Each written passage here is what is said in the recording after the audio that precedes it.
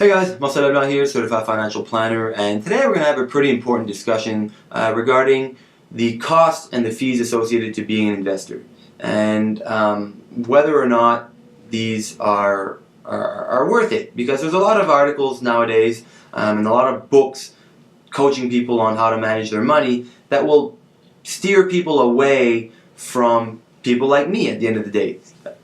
Qualified advisors providing advice and offering investment solutions that they would call pricey. Well, let's look at what you're paying for and determine if it's pricey or if it's worth owning for the average Canadian trying to plan their retirement or trying to plan for various goals. Now, the industry that's under the gun lately is the investment fund industry. And people will say that, you're paying 2 to 2.5% depending on the fund, and that's way too much because there's other solutions that you can get for 0.5, 0.6%. And that's a big difference. But what do you get for that 2%? That's what really matters. Because if you go out and I buy an exchange traded fund at 0.6%, I'm responsible for planning my own retirement, which is great for me because I'm definitely more than qualified to do so.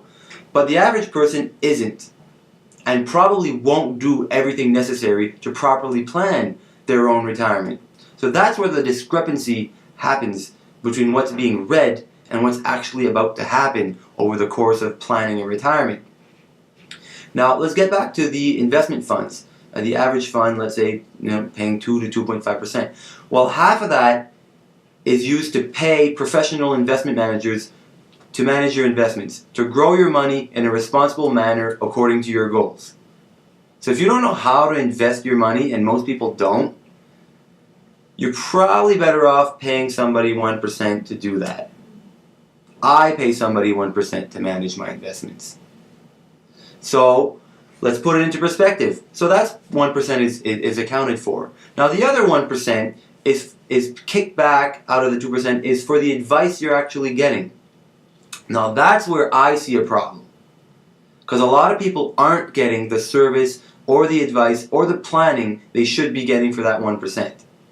And 1% on $100,000 is $1,000 a year that you're paying someone or an institution or a branch to give you advice and provide you with proper planning.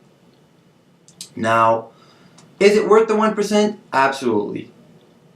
Because your advisor should be giving you not only advice, but help you with referring you to their network of professionals, help you setting goals, help you track those goals, help you be a more disciplined investor, a more disciplined consumer. They should be educating you on learning more and more and more about how your finances work and how it's going to play out.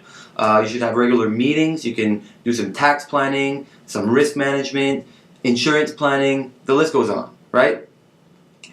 And it's also been proven that with proper rebalancing of your investments, planning for retirement, goal setting, goal tracking, behavioral coaching, making sure that you're closer to buying low and selling high than buying high and selling low like most people tend to want to do. So coaching behaviors, as well as managing efficient accumulation and redemption of your capital throughout a building retirement and actually using your retirement funds, using the tax code and advantages along the way adds much more than a 1% than you're going to be paying the person. But the problem is make sure you're getting your worth out of your advisor or your institution. If not, you're paying somebody for service or advice that you're not getting.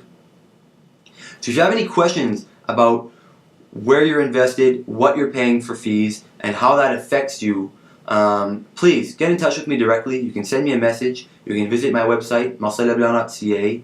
And remember, great advice is just a click away. Cheers, guys.